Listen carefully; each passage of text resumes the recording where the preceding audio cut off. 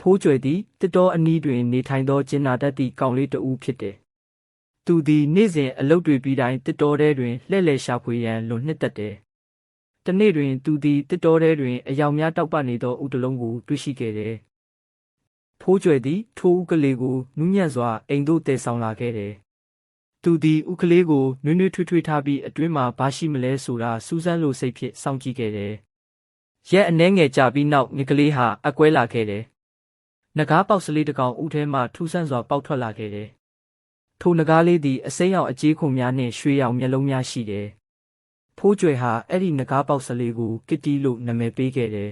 ။ကစ်တီသည်နေ့ရက်တိုင်းနှင့်အမျှပိုမိုကြီးထွားလာပြီးပိုမိုတန်မာလာခဲ့တယ်။သူတို့နှစ်ဦးသည်အချစ်ဆုံးမိတ်ဆွေများဖြစ်လာကမကြာခဏအတူတကွကစားလေးရှိကြတယ်။ကစ်တီသည်ပြန်တန်းနိုင်ပြီးမိဘငယ်လေးများကိုလည်းမှုတ်ထုတ်နိုင်သည်။ကျေးရွာသားများသည်အစပိုင်းတွင်ကြောက်ရွံ့ခဲ့ကြတော့လဲမကြာမီကစ်တီကိုချစ်ခင်လာကြတယ်။ဖိုးကျွယ်နှင့်ကစ်တီတို့သည်ကျေးရွာနှင့်တစ်တော်များအပေါ်မှအတူတကွပြန်တန်းလေးရှိကြတယ်။တညတွင်ဓာပြအုပ်စုတစုသည်ကျေးရွာကိုတိုက်ခိုက်ခဲ့တယ်။ကျေးရွာသားများသည်အလန့်တကြားဖြစ်ကာထွက်ပြေးကြတယ်။ဖိုးကျွယ်သည်ရဲရင်စွာရက်တီကကစ်တီကိုအကူအညီတောင်းခဲ့တယ်။သူတို့နှစ်ဦးသည်ကောင်းကင်သို့ပြန်တက်ပြီးဓာပြများကိုရင်ဆိုင်ခဲ့တယ်